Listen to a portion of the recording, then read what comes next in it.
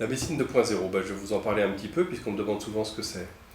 La médecine 2.0, comme son nom l'indique, c'est une évolution majeure de la médecine, c'est-à-dire de l'art de soigner les gens. Ce qui est arrivé depuis des siècles, voire des millénaires, c'est que des gens qu'on appelait des médecins recueillaient des symptômes, en faisaient une synthèse, essayaient de comprendre d'où ça pouvait venir, et puis proposaient des traitements, et faisaient évoluer comme ça la connaissance de la maladie. On appelait ça la médecine, et ces gens s'appelaient des médecins. Forcément, les malades entre eux ne pouvaient pas vraiment échanger. Certes, ils étaient réunis dans les salles communes d'hôpital, mais enfin, le dialogue était quand même limité. Et est arrivé tout récemment un outil assez étonnant qui s'appelle Internet. Et sur Internet, il s'est passé quelque chose qui ne se passait pas avant. C'est-à-dire que des gens éparpillés dans le monde entier ont pu communiquer sur leurs problèmes personnels qu'ils partageaient entre eux. Ils avaient le même problème et créer des communautés. Alors on avait bien sûr des associations de patients. C'est compliqué, il faut voyager, il faut se réunir. Et certaines associations faisaient un excellent travail d'ailleurs et ont fait avancer la connaissance de leur maladie. Mais là, quotidiennement, tous les jours, des gens atteints d'un problème peuvent communiquer avec d'autres personnes qui ont le même problème. Il y a même un site qui s'appelle Patient Like Me, les gens qui sont comme moi. Et sur Internet, le fait de pouvoir échanger sur des forums, et j'ai une certaine expérience puisque je gère des forums de santé depuis une dizaine d'années, donc ces échanges apportent un réconfort tout d'abord. C'est peut-être la première chose qu'on a, c'est un réconfort, on n'est plus seul face à la maladie. Et petit à petit, une fois cette phase de réconfort passée, on commence à échanger les informations. Celles qu'on a glanées, bien sûr, mais celles aussi qu'on a accumulées par sa propre expérience. On a pris tel médicament, on a ressenti tel bienfait, ou au contraire tel problème. Et toute cette masse d'informations diffuses s'agrège petit à petit pour devenir une véritable expertise collective. Et cette expertise collective n'est pas l'expertise des médecins.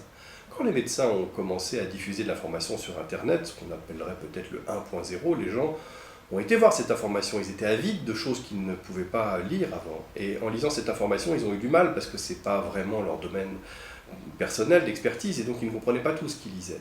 Et donc ils lisaient de l'information mais ils n'avaient pas la connaissance du médecin. Et il n'était pas question d'ailleurs de rivaliser avec ce médecin, mais cette information n'était pas très facile à digérer. Ce qui est arrivé depuis la généralisation des forums et des espaces communautaires, c'est que les gens qui ont un problème de santé maintenant construisent une nouvelle forme de connaissance. Une forme de connaissance axée sur les patients. Et ça, c'est vraiment tout à fait extraordinaire parce que ça n'existait pas avant et ça devient une somme d'informations qui est parallèle à celle que les médecins élaborent et qui est remarquablement complémentaire. Et donc la médecine 2.0, c'est une médecine qui se forme par les patients, avec les patients, à côté d'eux, et dans lequel la connaissance explose de façon exponentielle puisque l'on peut agréger petit à petit toutes les informations. Mais maintenant, vous avez des dizaines de milliers de gens qui prennent des médicaments et qui communiquent sur ce qu'ils ressentent. Alors bien sûr, il y a des biais possibles, bien sûr qu'on peut ressentir un effet placebo, c'est-à-dire qu'on va mieux uniquement parce qu'on prend un médicament et sans que celui-ci ait le moindre effet. Il y a l'effet nocebo aussi, c'est-à-dire que le fait de prendre un médicament fait qu'on a des effets indésirables.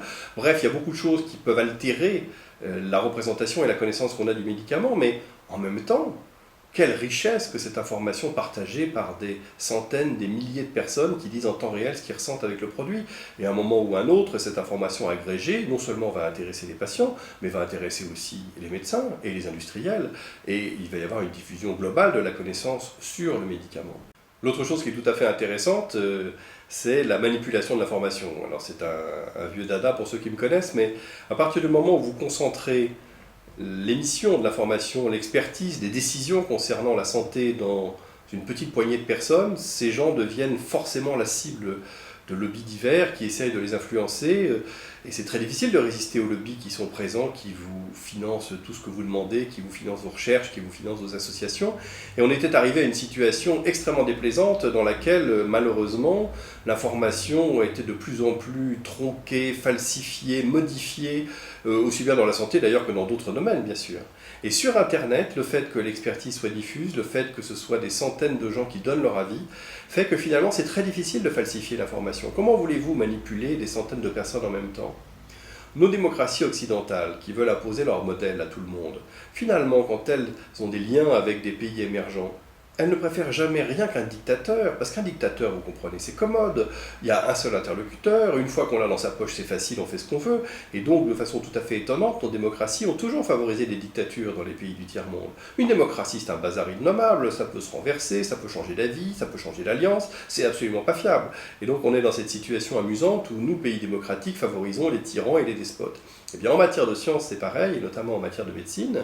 Bien que nous ayons un fonctionnement démocratique, nous aimons bien que la connaissance soit partagée par un petit groupe, une commission, un groupe d'experts, mais malheureusement on a exactement le même problème qu'en politique avec des gens qui concentrent tous les pouvoirs dans leurs mains. Et donc, cette forme de démocratie du savoir qui s'installe avec la médecine 2.0 est une chance énorme pour la science, pour la connaissance, pour la qualité des soins, parce que c'est un mode d'émission de l'information qui n'est pas manipulable et qui n'est pas falsifiant. Dans les traitements des maladies existantes, vous avez des gens qui proposent de nouvelles approches, rationnelles ou non, et certains sont assez nombreux à être contents de l'approche qu'ils ont de leur maladie. Tel régime dans telle maladie va provoquer le soulagement d'un nombre de personnes signifiant. Alors nous, les médecins, on a fait des tests, mais bon, c'est vrai que c'est toujours un petit peu sclérosant les tests, parce qu'on est dans des conditions expérimentales qui sont assez strictes et qui peuvent altérer finalement le fonctionnement de tel ou tel régime. En tout cas, dans de nombreux cas, les régimes n'ont rien donné. Et pourtant, les gens qui prônent ces régimes affirment haut et fort que les médecins sont des ânes et qu'ils ont trouvé le bon traitement, le bon régime pour traiter tel rhumatisme ou telle maladie. Et on ne peut pas leur en faire démordre. Et après tout, s'ils en sont contents et s'ils arrivent à avoir autour d'eux des gens qui en sont contents aussi, les régimes, c'est quand même pas quelque chose de dangereux, en tout cas pour la majorité d'entre eux. Certains sont un petit peu trop stricts. Mais pourquoi pas? Moi, je suis très ouvert à ce genre de choses et je ne pense pas que l'on doive absolument décider ce qui est bien ou ce qui est mal sur Internet et avoir le pouvoir du médecin qui dit oui, ça vous pouvez le dire, ça vous ne pouvez pas le dire. Internet, c'est la vie, ça trouve son chemin, ça contourne, c'est absolument impossible à contrôler et il se passe des choses tout à fait passionnantes et le public l'a compris puisque je voyais dans un sondage récent que finalement 75% des gens qui recherchent des informations sur leur santé vont sur Internet et plus que sur un autre support, en tout cas c'est le support préféré par 75% des gens, c'est quand même tout à fait étonnant, alors que le Larousse médical, qui était la référence de nos parents et de nos grands-parents, est quelque chose qui maintenant n'est quasiment plus cité, enfin qui va encore dans le Larousse médical, paix à son âme, il existe toujours, pour trouver de l'information sur la maladie, c'est quand même beaucoup plus détaillé d'aller pêcher des centaines de pages sur Internet. Donc la médecine 2.0, ça va être ça. Alors, dernière chose pour la médecine 2.0, qui est un autre sujet qui m'intéresse particulièrement, c'est la mesure de la qualité. Alors la qualité, vous savez, c'est un serpent de mer, on parle de qualité partout, on parle de qualité en entreprise, on parle de qualité en médecine, dans les hôpitaux, dans les cabinets, mais dans les processus industriels. En fait, la qualité, actuellement, ça consiste à définir des normes, c'est comme ça qu'on travaille bien, c'est comme ça qu'on travaille mal, et puis après, il faut appliquer la norme, et puis si on ne l'applique pas, on est puni, et si on l'applique, on a des récompenses. C'est quelque chose d'assez terrifiant quand on y pense. Pour vous faire toucher le caractère stupide, fréquent de ce genre de choses, on a des études qui montrent que les voitures rouges ont plus souvent des accidents que les autres. Elles sont plus souvent responsables d'accidents que les autres. On pourrait très bien imaginer qu'on dise « Ah tiens, les voitures rouges sont plus responsables d'accidents que les autres. » Donc, il est interdit maintenant d'avoir des voitures rouges et il faut repeindre toutes les voitures rouges en blanc, comme ça on est sûr qu'on aura moins d'accidents. Ça a l'air logique et c'est bien sûr complètement idiot. C'est idiot parce que vous avez compris que les voitures rouges sont dangereuses parce que les gens qui choisissent des voitures rouges ont forcément des comportements différents que ceux qui choisissent des voitures d'une autre couleur. Mais dans des domaines aussi complexes que la médecine, la cause du profond n'est pas toujours aussi évidente. Et on arrive avec certaines normes à imposer à des gens ou à des médecins de faire quelque chose qui est mauvais pour eux parce qu'on a vu que statistiquement c'était ce qui donnait le plus souvent de bons résultats. Et c'est une absurdité.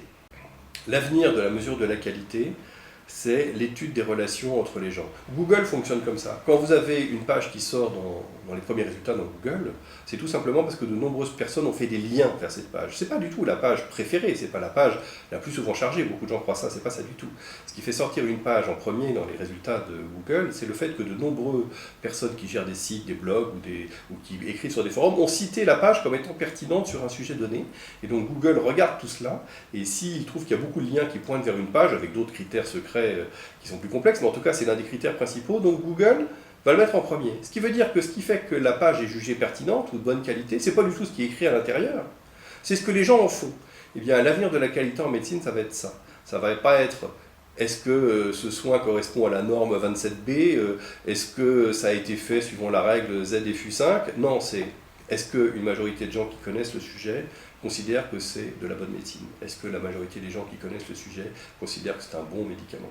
Est-ce que la majorité des patients qui prennent ce médicament considèrent que ça leur propose tel avantage ou tel inconvénient? Et c'est en agrégeant tous ces ressentis subjectifs de façon scientifique et solide, comme le fait Google pour les pages de recherche, que l'on va arriver à une nouvelle forme de mesure de la qualité de la médecine qui va nous sortir du bourbier dans lequel on est. Parce que, pourquoi je parle de bourbier? C'est que plus ça se dégrade, plus l'administration rajoute de normes, plus l'administration rajoute de contrôle, et plus il y a de normes et de contrôle, plus ça dégrade le soin. Tous ceux d'entre vous qui m'écoutent, qui travaillent dans un système normé, que ce soit le bâtiment ou ailleurs, savent qu'il y a les bons et il y a les mauvais, et puis il y a ceux qui respectent la norme. Et c'est pas du tout la même chose.